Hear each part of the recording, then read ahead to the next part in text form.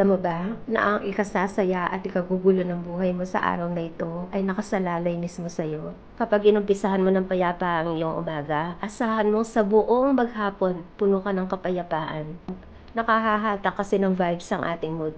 Kung maaari nga, kapag wala ka sa kondisyon, huwag ka muna makikipag-usap o magsasalita dahil baka makasagit ka pa ng damdamin o makahawa ng enerhiya mong dala-dala.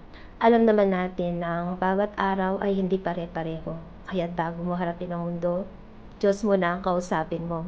Huwag ka munang babangon sa higaan nang hindi ka muna nananalangin at humihingi ng patnubay at kalakasan para sa iyong pagtayo ay isang maaliwalas na pagkatao ang maaninag nila sa iyo. Masaya, masigla, malakas. Kasi alam mo ba, kung ikaw lang at wala yung patnubay ng Diyos, hindi mo makakayanang mag-isa ang hamon ng buhay at talagang laging lalabas sa mood mo yung mga kabigatan na dala-dala mo. Sikreto ng mga taong masasaya kahit na hindi ganun karangya ang buhay nila.